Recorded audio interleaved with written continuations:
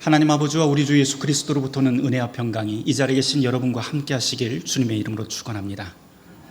오늘은 교회력으로 성탄 후 첫 번째 주일이자 2023년 한 해를 마무리하는 마지막 주일입니다.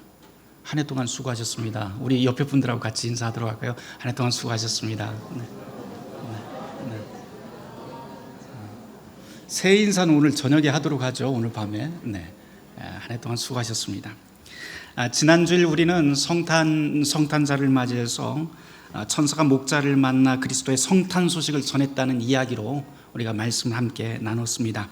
오늘의 교회력 복음서 본문은 지난주일 말씀에 이어지는 누가복음 2장 22절에서부터 40절까지 말씀입니다. 요셉과 마리아가 아기를 안고 예루살렘 성전을 찾아가게 되죠. 누가복음 2장 22절에 보니까 모세의 법대로 정결 예식의 날이 찼다라고 그렇게 되어 있는데, 레위기 12장에 보면 이게 무슨 예식인지 우리가 알 수 있습니다. 아이가 태어난 지 40일째 되는 날 반드시 성전에 찾아서 정결 예식을 드려야 되는데요, 그것을 뜻합니다. 그런데 이 율법에 따라서 성전에 올라갔는데 마리아와 요셉 부부가 예상치 못했던 두 사람을 만나게 됩니다. 한 사람은 시므온이라고 하는 노인이고, 또 한 사람은 84세의 안나라고 하는 여자 선지자를 만나게 됩니다. 이 두 사람은 모두 다 한눈에 이 아이가 누구인지 알아보게 되죠. 그런 다음에 이 아이가 누구인지 알아본 다음에 이 아기가 바로 이스라엘이 이제껏 기다리던 그 메시아다라고 하는 사실을 노래하고 알리게 됩니다. 오늘의 교회력 복음서 본문은 사실 시기적으로 보면 굉장히 좋은 것 같아요. 오늘 묵상에 정말 이보다도 좋은 말씀이 없을 것 같습니다. 성탄절기죠, 지금이. 그래서 이 시몬이 아기 예수를 딱 안고 노래하는 그 모습을 가만 상상을 해보면 선물 가득한 방에서 산타크로스 할아버지가 아이를 안고 노래하는 그런 장면 같기도 하고요. 또 어떤 면으로 보면 이 노인이 아이를 안고 하나님께 찬송하는 이 장면이 묵은 해와 새해가 함께 만나서 하나님께 찬송하는 그러한 시간으로도 보입니다. 그런데 다시 한번 이 말씀을 곰곰이 공부를 하면서 묵상을 해보니까 이 본문의 이 말씀은 그저 그렇게 낭만 가득한 산타클로스나 시간의 교차를 이야기하는 게 아니라 굉장히 가슴 아픈 이야기들이 이 안에 서려 있다라고 하는 것을 알게 됩니다. 오늘 그게 무슨 이야기인지 한번 찾아보려고 합니다. 시몬과 안나인데요. 시몬과 안나는 사실 우리가 누가복음 2장에 나와 있는 이 시몬과 안나 이야기는 누가복음 1장에 아주 비슷한 사람들이 등장을 합니다. 엘리사벳과 사가랴라고 하는 제사장 부부를 우리가 만나게 되는데요. 참 비슷한 것 같아요.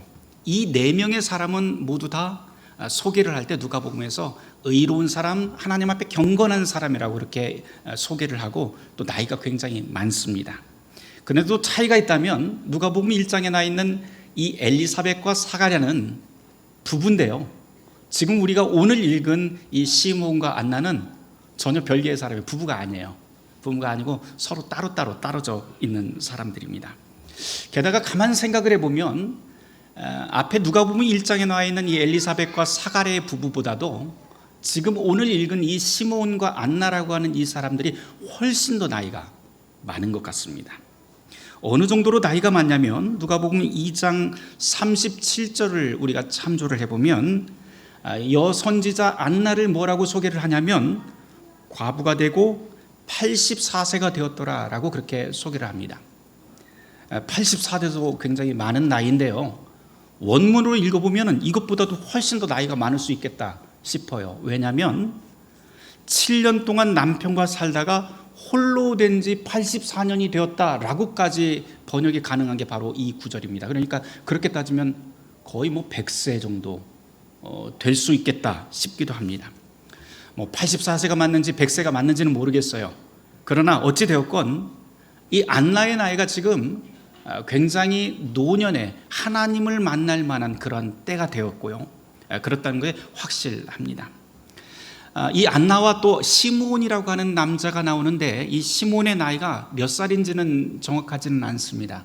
그러나 죽기 전에 하나님의 구원을 볼 수 있을 것이다 라고 하는 약속을 받고 계속 기다렸다고 하는 것을 보면 이 시므온도 역시 안나 만만치 않게 나이가 많은 것 같습니다. 시므온 이야기를 조금 더 해보죠. 누가복음 2장 25절을 보면 이 시므온은 의롭고 경건하고 이스라엘의 위로를 기다리는 사람이고 성령이 그 위에 있는 사람, 게다가 그리스도를 보기 전에는 죽지 않을 것이다 라고 하는 성령의 지시를 이미 받은 사람이라고 소개합니다. 이 시므온은 그 약속을 간직하면서 인내하면서 살았던 것이죠. 그러던 어느 날 성령의 감동을 받아서 성전으로 뛰어 들어가서 거기서 요셉과 마리아가 안고 온 한 아기를 보고 바로 이 사람이다 라고 하는 것을 깨닫고 두 팔로 끌어안습니다. 그리고는 드디어 하나님의 약속이 드디어 나에게 이루어졌구나 라고 하면서 하나님께 노래하기 시작하는데요, 그 노래가 바로 누가복음 2장 29절부터 시작하는 시므온의 노래입니다. 이 노래가 우리한테는 굉장히 익숙하지요. 오늘 성가대에서 이 찬송을 했지만 또 우리는 매 주일마다 성찬 후에 바로 이 찬송을 부릅니다. 주여, 이제는 주의 말씀대로 우리를 보내시옵소서. 우리의 눈이 주의 구원을 보았습니다. 이는 만민을 위해 예비하신 것이요 이방인에겐 주의 길을 밝히는 빛이요 주의 백성 이스라엘의 영광이옵니다 라면서 우리는 찬송을 부릅니다. 그런데 오늘 복음서 본문과 우리의 찬송을 비교해 보면 조금 다른 구석이 있어요. 뭐냐면 우리는 우리라고 그렇게 부르지만 복음서 본문에서는 이 시몬이 나라고 그렇게 1인칭 단수로 노래한다는 것, 그 정도 차이가 있는 것 같습니다. 여하튼 시몬이 이 찬송을 부르면서 제일 먼저 그 노래를 시작할 때 뭐라고 시작을 하냐면 주제여 이제는 이라고 그렇게 시작을 합니다. 이렇게 부르는 걸 가만 생각해 보면 인생에서 결정적인 순간이 왔다, 결정적인 전환점이 왔다라고 하는 그런 감탄사로도 읽힙니다. 이제 하나님을 만나기 직전의 사람이 이제는 드디어 결정적인 때가 왔습니다라고 이렇게 부르는 까닭이 무엇일까요? 인생의 전환점이 왔다고 이 노년의 시절에 이렇게 부르는 까닭이 무엇일까요? 성경에서 시므온이라고 하는 사람의 정보는 거의 나오지를 않습니다. 하지만 이 사람이 왜 이렇게 하나님의 구원을 바라면서 이 아기 예수를 바라보면서 나의 인생의 결정적인 순간이 지금 왔습니다라고 노래했는지 그 실마리는 우리가 몇 가지는 좀 찾아볼 수 있을 것 같아요. 우선 이 시몬의 나이가 출발점이 됩니다. 안나만큼은 아니지만 이 시몬도 굉장히 나이가 많았을 것 같아요. 나이가 많다는 것은 무슨 뜻일까요? 그동안 살아왔던 세월 속에서 여러 가지 인생의 굴곡을 경험했고 또한 그만큼 할 말이 많다고 하는 뜻이 될 겁니다. 그러면 여기서 이 시몬이 살았던 이 시대가 어떤 시대였는지 우리가 좀 추측을 좀 해볼 수가 있을 것 같아요. 우리가 보통 이 몇 년 이렇게 따질 적에 기원 전, 기원 후 할 때 그 기준이 뭔가요?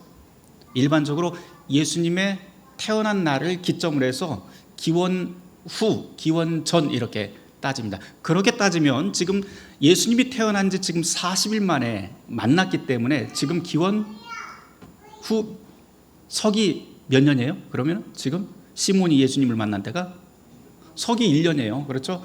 최소 예수님이 태어난 그 시기가 좀 논란의 여지는 있지만 아무리 늦게 잡아도 서기 1년이 됩니다. 이 서기 1년으로부터 뒤로 거슬러 올라가면 한 63년 정도를 거슬러 올라가서 유대인의 역사에서 BC, 그러니까 기원전 63년이 이르면은 이스라엘의 굉장히 참혹한 역사 하나를 우리가 발견하게 됩니다. 그게 무엇이냐면 기원전 63년에 폼페우스라고 하는 로마의 군대가, 폼페우스 장군이 이끄는 로마의 군대가 예루살렘을 포위를 하게 되는데요, 포위를 한 다음에 얼마 안 가서 군인들이 성벽을 뚫고 예루살렘 도성 안으로 들어오게 됩니다. 그런 다음에 도성에 있는 모든 것들을 불태우고 단 하루 만에 12,000명의 도성에 있었던 예루살렘 주민들을 학살하게 됩니다. 어른이나 아이나 할 것 없이 그날의 참상을 보고 듣고 그러면서 고막이 찢어져라 아마 울었을 거예요. 이때로부터 이스라엘은 자유와 평화를 빼앗기고 로마의 식민지가 됩니다. 그렇게 식민지가 된 채로 예수님이 태어난 거예요. 그렇게 예수님이 태어난 이 시대가 바로 로마의 식민지, 소위 우리가 이 복음서에서 보고 있는 예수님의 시대가 바로 이러한 역사를 안고 있는 시대라고 할 수 있습니다. 로마의 군대가 유대인들을 어떻게 죽였는지, 또 얼마나 나쁜 짓들을 벌였는지 예루살렘에 살고 있었던 사람이라면 누구나 다 보았을 겁니다. 아니, 거기 없었다 하더라도 예루살렘에 살던 사람들, 아니면 그 주변에 있었던 사람들이라면 그날의 잔혹함을 귀에 못이 박히도록 들었을 거예요. 자기 자녀에게도 알려주고 주변 사람들에게 알려주고 했을 겁니다. 그런데 유대인들에게 이 기원전 63년의 이 사건이 정말로 모욕적이고 치욕적인 이유는 다른 데 있어요. 무엇인가 하니 이 로마의 군대가 진흙발 군화로 성전의 지성소 안까지 들어가서 그것을 파괴했다는 사실 때문입니다. 이 지성소라고 하는 것은 누구도 함부로 들어갈 수 없는 곳이죠. 이방인은 절대로 들어가서는 안 되고, 유대인이라 할지라도 아무나 들어가는 게 아니고 대제사장만 들어갈 수 있습니다. 그런데 이 대제사장도 매일 자기 마음대로 들어가는 게 아니고 1년에 딱 한 번 속죄일에만 들어가게 되죠. 그런데 속죄일에 또 아무렇게나 들어가는 게 아니에요. 자칫 잘못 들어갔다가는 이 대제사장마저도 목숨을 잃을 수 있는 그런 엄위한 장소가 바로, 그렇게 거룩한 장소가 바로 이 지성소입니다. 그런데 로마의 군대가 하루아침에 그 지성소까지 들어가서 지성소를 완전히 박살을 내버립니다. 하나님의 거룩한 도성인 예루살렘, 그리고 가장 은밀한 하나님의 거룩한 장소인 이 지성소가 그렇게 뭉개져 버립니다. 이것은 바로 유대인들에게 가장 치욕적인 사건이 되었고요, 절대로 잊지 못할 일이 됩니다. 제 추측이 맞는다면 이 시므온이라고 하는 오늘 이 누가복음 2장의 이 사람은 아마도 이때 그 자리에 있지 않았을까 생각이 들어요. 유대인들에게 유대 군대와 로마 군대와 맞서 싸울 만큼 그럼 젊은 나이는 아니었을지는 몰라도 그날의 참성을 기억하지 못할 만큼 어리지는 않았을 겁니다. 누가복음 2장 25절에 보면 시므온을 하나님의 위로를 기다리는 자, 이스라엘의 위로를 기다리는 자라고 그렇게 소개를 하고 있는데, 이 용어가 이사야서에서 반복적으로 나오는 용어예요. 무엇이냐면 바로 시므온이 바로 그 참상의 자리, 즉 기원전 63년 예루살렘에 있었던 사람 중 한 명일 것으로 우리는 충분히 추측이 가능합니다. 시므온이 기다리고 있는 이 하나님의 위로라고 하는 것은 무엇일까요? 그것은 이사야서를 빌면 메시아가 오셔서 이 무너진 나라와 짓밟힌 하나님 백성의 이 자존심을 세워줄 그 위로를 뜻합니다. 시므온은 바로 그날을 기다리고 있는 거죠. 시므온은 성령으로부터 죽기 전에 바로 그 하나님의 위로가 가득 채워지는 그 날을 보게 될 것이라고 하는 약속을 받았습니다. 하나님이 약속하신 그분이 오면 로마 군대를 몰아내고 다윗 왕조의 혈통을 이어받은 왕이 당당히 왕자에 오르는 모습을 보게 될 것이라고 그렇게 굳게 믿었던 것이죠. 시므온은 죽기 직전까지 바로 그 믿음으로 성전을 지키면서 기다렸고, 드디어 성령의 감동을 통해서 그 약속이 이루어졌다고 하는 것을 알게 됩니다.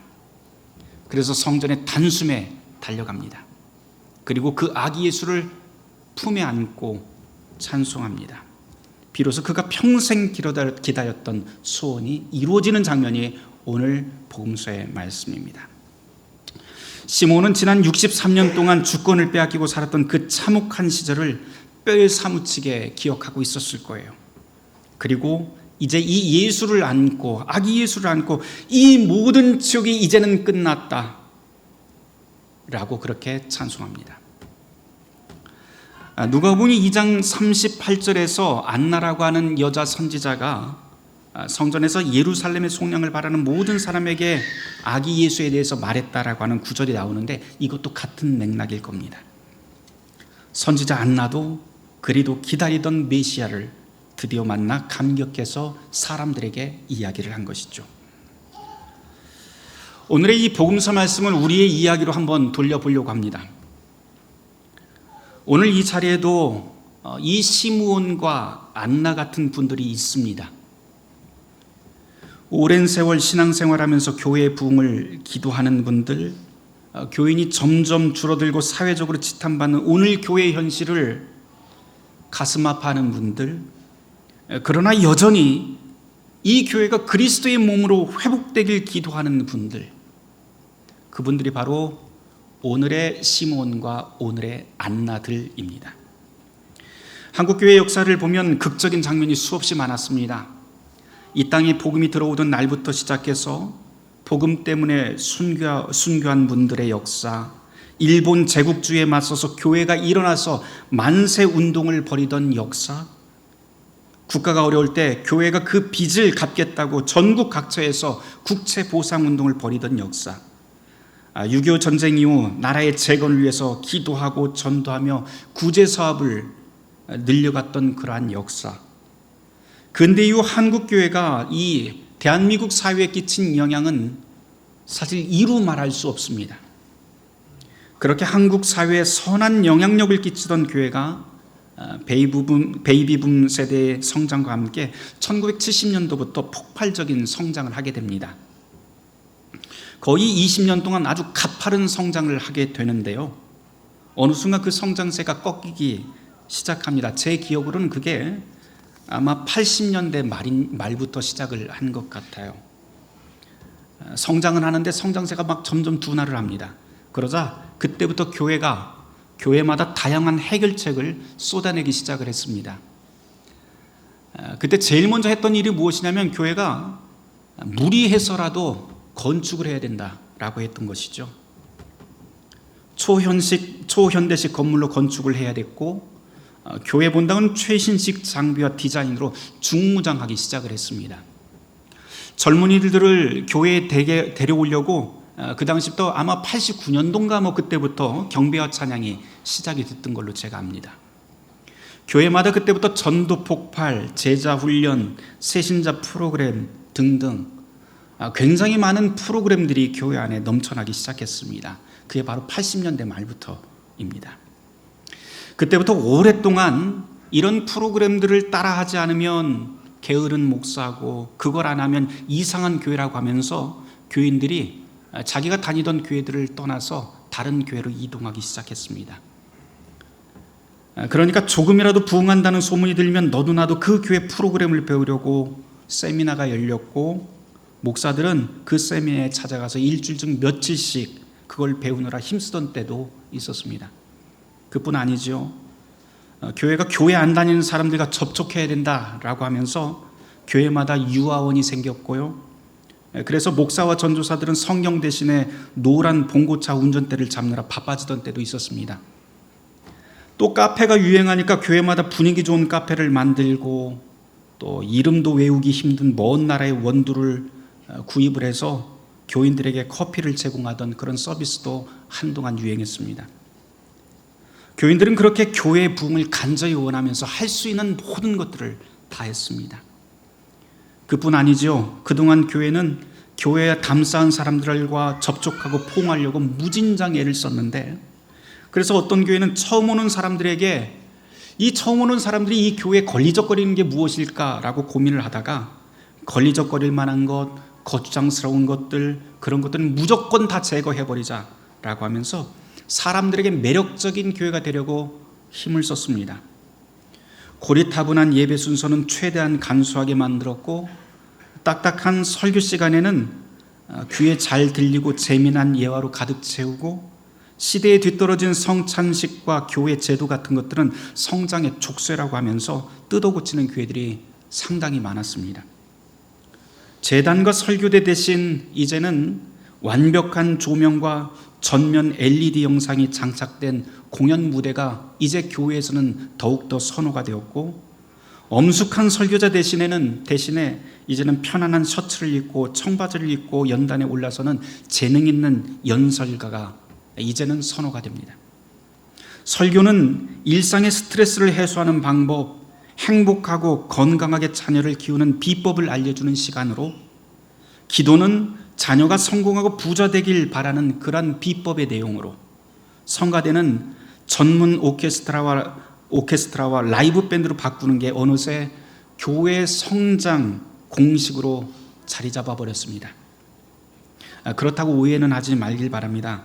제가 그런 고민과 열정을 탓하려는 게 아니에요. 다만 우리가 그렇게 달리는 사이에 혹시 우리가 잊은 건 없는가, 그걸 말씀드리고 싶어서입니다. 오랫동안 교회의 흥망성쇠를 지켜오시던 분들, 어르신들, 순수한 신앙의 열정으로 교회를 섬기던 그 어른들의 눈에 우리가 지금껏 뒤도 돌아보지 않고 달려온 이 길, 그리고 오늘 우리의 교회는 그분들에게 어떻게 보일까요? 우린 모두 교회와 신앙이라고 하는 이름으로 그리도 열심히 달려왔는데, 우리는 정말 무엇 때문에, 무엇을 위해서 이리도 쉼없이 달려왔던 것일까요? 속도보다 중요한 건 방향이라고 하는데, 혹시 열심히 우리는 달리기는 했지만 엉뚱한 방향으로 뛰고 있었던 건 아닐까요? 칼 폴란이라고 하는 경제학자가 20세기 자본주의 시장을 비판하면서 재미있는 용어를 하나 썼더라고요. 악마의 맷돌이라고 하는 용어를 한번 사용한 일이 있습니다. 저희한테 맷돌이라고 해봤자 콩 넣어갖고 콩국수 갈아먹는 그 맷돌 정도 생각하는데, 이 폴란이라고 하는 학자는 매우 특이한 맷돌을 우리에게 들려줍니다. 이 악마의 맷돌이라고 하는 것은 인류가 이제껏 간직해온 생명, 평화, 정의, 윤리 등등 이런 모든 가치는 물론이고 역사와 정신적인 유산도 거침없이 먹어치우는 먹성 좋은 괴물이라고 그렇게 이야기를 해요. 그런 다음에 이 악마의 맷돌에 무엇이든지 갈아넣던지 똑같은 것이 하나 나오는데요, 콩국물이 나오는 게 아니고 돈이라고 하는 재화로, 재화의 이익으로 그렇게 변해서 나온다고 합니다. 심지어 윤리나 종교도 돈으로 바꿔버리는 위력이 바로 이 악마의 맷돌이라고 해요. 이게 바로 20세기 자본주의 시장에 숨겨진 악마의 맷돌이다라고 이 칼 폴란이라고 하는 학자가 말합니다. 제가 이 폴란의 글을 읽다가 굉장히 섬뜩한 생각이 들었어요. 왜냐하면 교회도 혹시 이 악마의 맷돌을 끌어안고 있는 건 아닐까 해서입니다. 교회 다니는 사람이라면 누구나 다 교회의 성장과 발전을 기도합니다. 그런데 혹시 교회마저도 이 악마의 맷돌에 달린 그 어처구니를 잡고 열심히 돌리면서 이게 진짜 신앙이야 라고 하면서 자랑하고 있는 건 아닌지 모르겠습니다. 우리 교단만 해도 그렇죠. 지금 우리 교단이 법정 싸움과 그리고 분열의 위기 가운데서 혼란스럽다는 거 여러분 잘 아실 겁니다. 무엇 때문에 우리는 이리도 혼란스러울까요? 혹시 악마의 맷돌을 함께 돌리면서 더 많은 권력, 더 많은 돈을 차지하겠다고 이리저리 눈을 돌리고 분탕질하는 건 아닌지 의심스럽습니다. 그래도 우리에게 희망은 있습니다. 이건 우리의 힘에서 나오는 그런 희망이 아니에요. 우리에게 희망이 있다고 하는 건 제 아무리 어렵고 아픈 시절을 우리가 통과한다 하더라도 주님의 때는 반드시 온다라고 하는 사실 때문입니다. 의인에게도 악인에게도 주님의 때는 도래할 것이고, 그때 비로소 우리 앞에 서 계신 그 주님이 공의롭게 우리의 모든 일들을 앞에 펼쳐놓고 심판과 구원을 이루실 것입니다.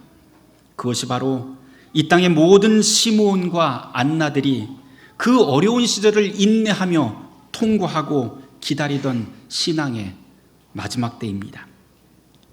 시므온이 품에 안은 그 아기 예수가 모든 혼란과 시련의 시대를 끝내고 주님의 구원을, 하늘의 구원을 가져옵니다. 이것이 우리가 기다리는 신앙이지요. 이 신앙이 환난 중에 있는 모든 하나님의 자녀들을 보호하고 인도하게 될 것입니다. 지금 우리 교회는 무엇을 품고 있을까요? 노년의 시므온이 아기 예수를 품에 안고 드디어 이 종을 평안히 놓아주시게 되었군요 라고 하면서 기쁘게 찬송하는 그 모습이 사뭇 진지하게 머리에 그려집니다. 성탄 후 첫째 주일이자 2023년 마지막 주일입니다. 한 해 여러분들 수고하셨습니다. 이제 새로운 한 해를 맞게 될 텐데 우리가 이것 하나만큼은 마음에 꼭 새깁시다. 예수 잘 믿읍시다. 예수 잘 믿읍시다. 목사도 장로도 권사도 집사도 어른도 아이도 할 것 없이 예수 잘 믿읍시다. 엉뚱한데 힘 빼고 눈 돌리지 말고 예수 잘 믿읍시다. 사랑하는 성도 여러분, 바라기는 예수를 품에 안고 이제는 죽어도 여한이 없습니다 라고 하던 이 시몬의 모습이 저와 여러분의 신앙 그리고 우리 교회의 방향이 되길 주님의 이름으로 축원합니다. 그 아기 예수가 저와 여러분을 영원히 지키고 구원하실 것입니다. 모든 지각에 뛰어난 하나님의 평강이 그리스도 예수 안에서 우리의 마음과 생각을 지키실 것입니다. 아멘. 오늘 이 말씀을 놓고 잠시 침묵 기도하도록 하겠습니다.